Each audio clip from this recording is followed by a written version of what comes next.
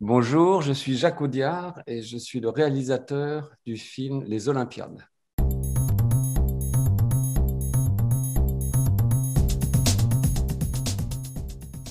C'est un marivaudage entre un garçon et deux filles ou trois filles dans le 13e arrondissement. Voilà. Et les Olympiades, c'est un endroit très singulier au milieu du 13e arrondissement que je connais bien. J'ai vécu longtemps, moi, dans le 13e, et c'est un quartier que j'aime beaucoup. Voilà, je trouve que c'est un des rares quartiers vraiment contemporains, modernes de Paris qui ne soit pas soit haussmannien, soit 18e siècle, si vous voulez, et qui n'est pas muséal. Il y a beaucoup de brassage de population, c'est très vivant.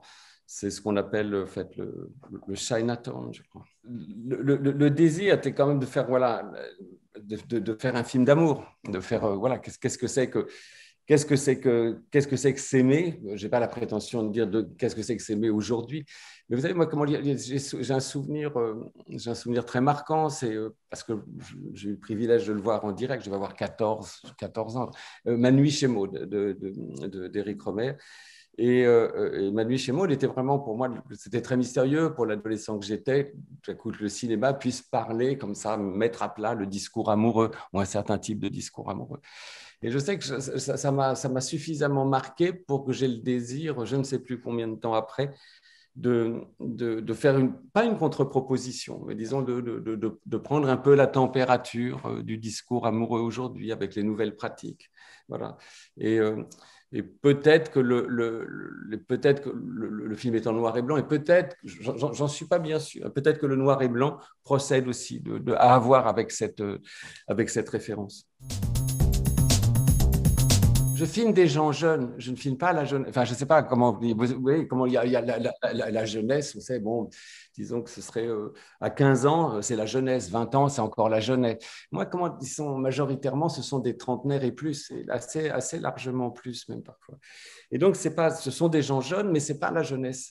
Et c'est peut-être là, c'est peut-être là une des questions posées ou qui leur est posée, c'est combien de temps on reste jeune. Voilà, combien de temps on reste jeune, à quel prix et combien de temps, au prix de combien de gesticulations. Voilà, c'est plutôt ça, moi, que je filme. Dipan est un tout petit film. Ça vient après De Rouillé d'Os, qui est un plus gros film, et après le western, qui sera, lui, vraiment un gros film. Comment c'est pas que j'ai tendance à penser, c'est que je le constate. C'est-à-dire que en fait, c'est comme si moi je ne faisais que le même film, mais disons sur des modes différents, sur des modes d'existence différents. Et comment sortant d'un gros film comme le western, j'avais presque naturellement envie de son contraire absolu, si ça c'était le négatif, ça aurait été le positif, ou inversement. C'est voilà, des grands espaces, un espace réduit, enfin des espaces réduits, pas de femmes, un film d'hommes, donc des femmes. Vous voyez, c'est comment beaucoup de couleurs, donc peut-être du noir et blanc. Voilà, c'est comment c'est un peu simpliste ce que je dis là, mais je crois que ça vraiment, c'est assez vrai. Et très gros film, tout petit film, voilà. Pas tout petit film non plus quand même, mais voilà, petit film très léger à faire rapidement. Oui, oui, absolument, mais il est possible que mon autre film risque d'être un peu l'inverse des Olympiades et de retrouver comme tout à coup une espèce de consistance un peu lourde et fatigante.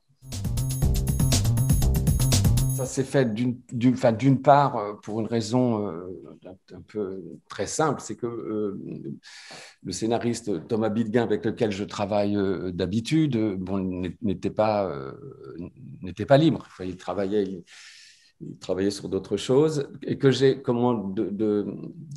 cherchais moi un scénariste, que ce soit une ou un, et je sais que comment le travail Céline est une très bonne scénariste, donc voilà, je suis allé naturellement vers elle dans un premier temps.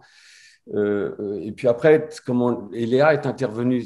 Alors oui, c'est vrai que c'est une coïncidence, j'allais dire des coïncidences féminines, mais c'est pas On serait tenté de dire, ah, il a voulu s'imprégner d'un esprit féminin ou non.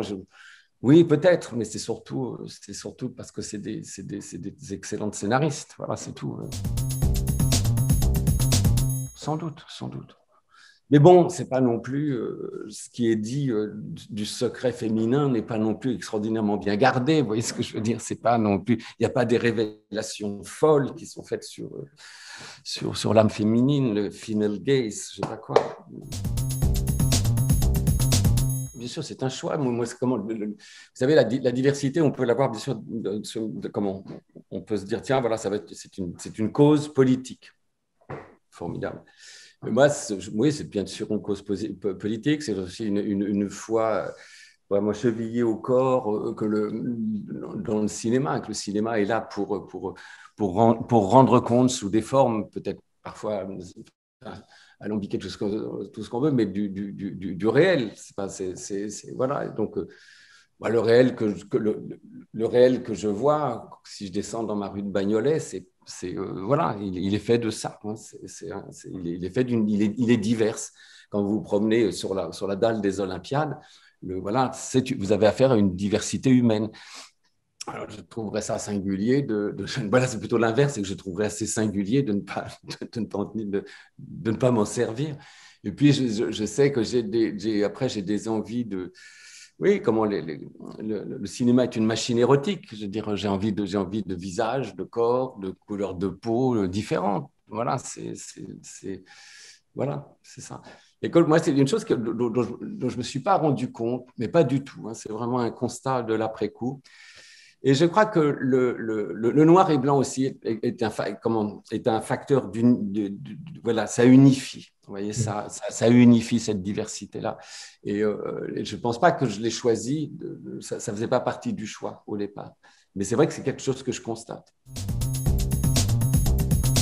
C'est une volonté, c'est un désir, comment je ne sais pas. Ce qui m'intéresse là, c'était aussi de filmer une diversité dans la classe moyenne un peu élevée. Vous voyez, ils sont tous un peu bac+5, bac+6. Ils sont un petit peu, pour des raisons diverses, ils sont en déséquilibre avec. Enfin, bon, bref, la société ne leur donne pas ce pourquoi ils ont travaillé ou la famille ou ce que vous voulez. Donc, ils sont un petit peu. Voilà, j'aime bien cette idée de gens jeunes en suspens. Ils sont suspendus, ils sont flottants. Voilà, Ishiguro dirait oui, ça flottant. Et oui, voilà. Et alors, ils se racontent des histoires. Ils se racontent des histoires, ils se voient d'une certaine façon et fondamentalement, le film le récit va leur montrer, va les amener vers ce qu'ils sont plus réalistement. Très souvent, ce qui me fait quand même croire à une histoire, c'est le fait que je ne les connais pas ou je ne les ai pas vus. Vous voyez ce que je dirais. Et dans ces cas-là, si je me sers, il est possible que je prenne une actrice ou un acteur de plus grande renommée, mais il faut que ça serve dans le film. Il faut que cette reconnaissance-là fonctionne dans l'histoire. Là, je pense que pour le rôle de Lucie et d'Émilie et de Camille, il fallait que ce soit, je pense, des inconnus. Après, comment vous savez, il n'y a pas beaucoup je ne connais pas beaucoup de jeunes asiatiques comédiennes. Voilà, je ne sais pas. Voilà. Donc, à partir du moment où c'est ça, vous savez qu'il va falloir fabriquer. Il va falloir il va falloir les chercher, quoi. Les chercher et les faire travailler. Parce que si vous avez un plateau comme ça avec Noémie qui est très, très expérimentée et très forte, hein, voilà, Jenny qui est très forte aussi, tout ça, et Makita qui est vraiment un comédien, c'est quelqu'un qui vient vraiment essentiellement du théâtre, et une petite Lucie Zhang qui n'a jamais rien fait. Il va falloir que tout le monde monte un peu, voilà, il va falloir supprimer le différentiel. C'est ça le travail. On a beaucoup travaillé en amont. Beaucoup de répétitions et même j'ai fait ça pour la première fois.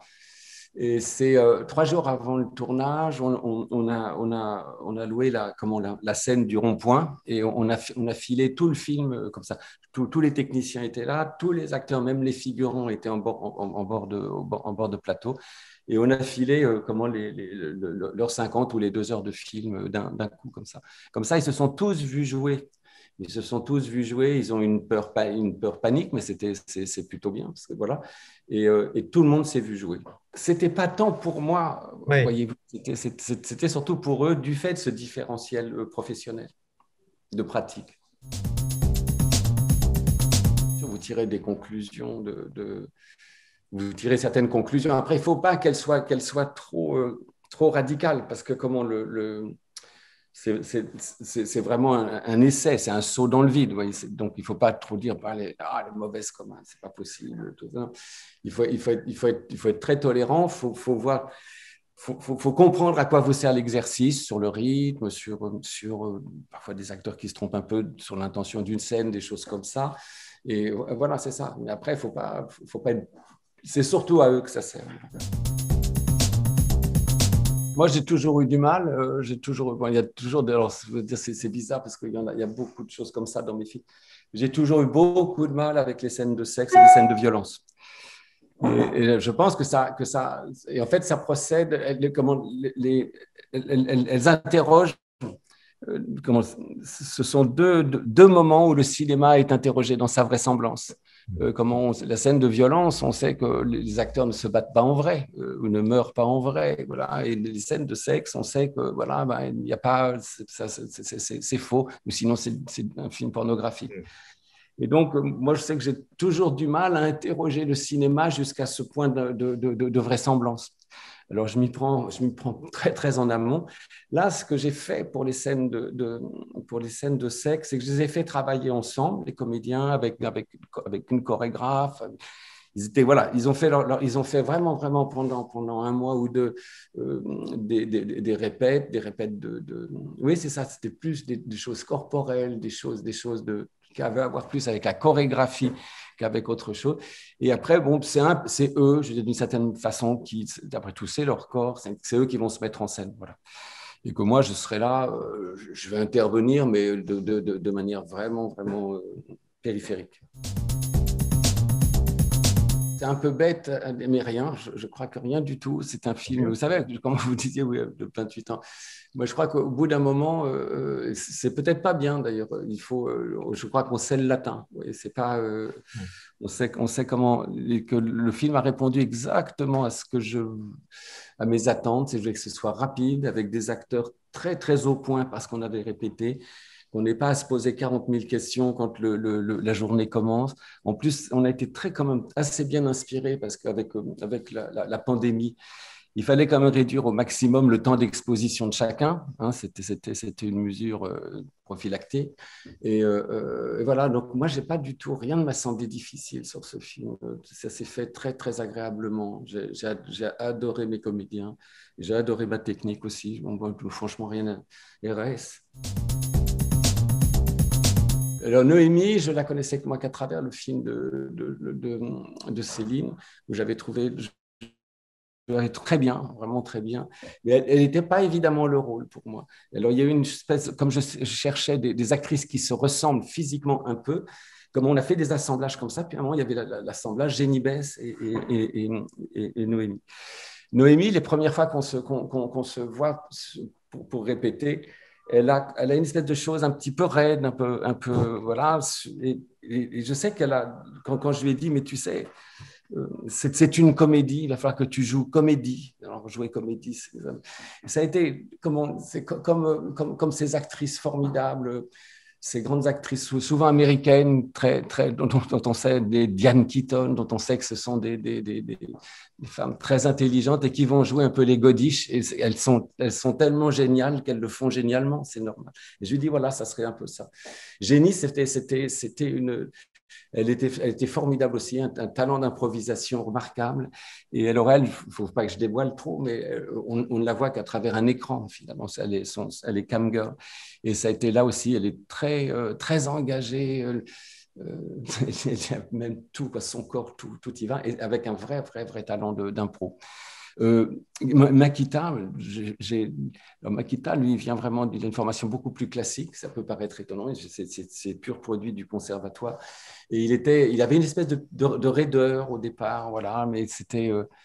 et qu'en fait, le plus gros travail avec lui, une fois il l'a pigé, c'était, même si on ne le voit pas, c'était de lui dire qu'il était prof et qu'il avait un truc de prof, un humour de prof, un truc. Ces mecs qui s'écoutent quand même un petit peu parler, on les aime bien, mais enfin bon, qu'est-ce qu'ils peuvent être cons parfois, quoi.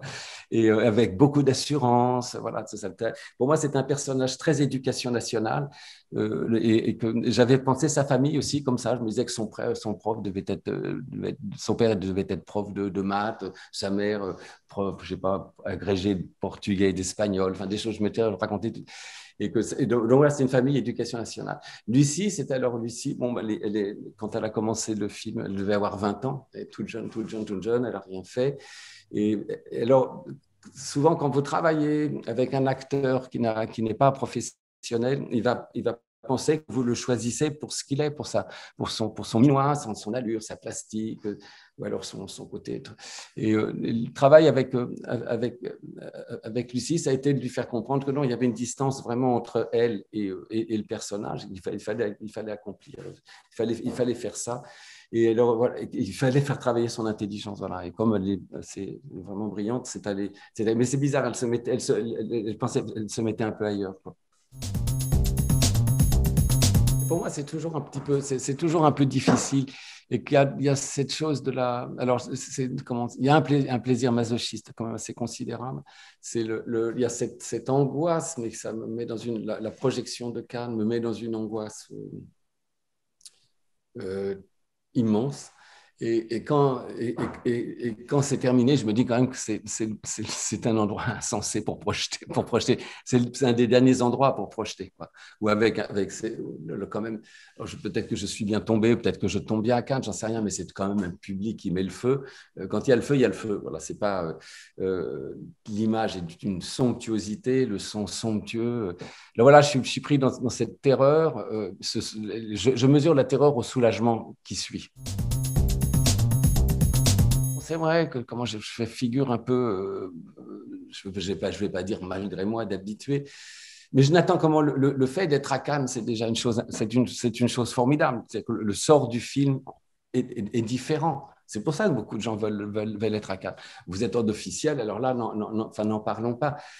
C'est dire que je suis à l'aise dans l'aspect compétitif de la chose, non, je ne suis pas très à l'aise. Alors, je repars bredouille, mais je suis tellement heureux pour Julia Ducournau, je suis tellement heureux pour les autres. Et surtout, là, c'est un festival, est-ce que c'est toutes les restrictions qu'on a eues, mais c'est un festival qui m'a donné envie de voir à peu près tous les films de la sélection. C'est vraiment ça, un puissant appétit, Drive My Car, tous ces trucs-là. J'attends impatiemment. J'ai vu cet après-midi, grâce à mon ami distributeur, j'ai vu le film d'Asgard, formidable. Voilà, ça m'a redonné envie de voir.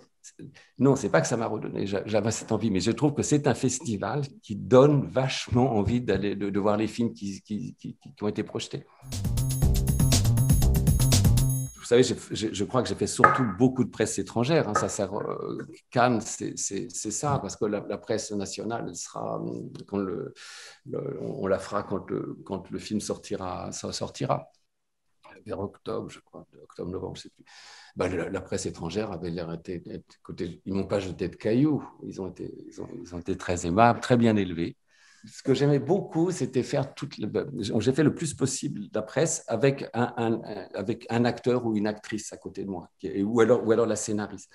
Et j'étais très surpris quand c'était les acteurs de les entendre ils racontaient des choses auxquelles je n'ai pas assisté du tout, du tout. C'était une information, voilà, une très grande information. Franchement, je suis tombé de ma chaise plusieurs fois. Quoi. Des choses, j'étais mais totalement à côté. C'est la province, c'est Balzac. Ah non, mais moi, d'abord, je n'aurais pas croqué le morceau, mais je connais quand même très bien Angoulême. Non, j'aime beaucoup. C'est une ville qui est c'est magnifique. Et puis, je suis curieux. En fait, oui, je suis curieux de voir ce qu'est ce festival, dans quel lieu il se déroule. Je ne connais pas ça.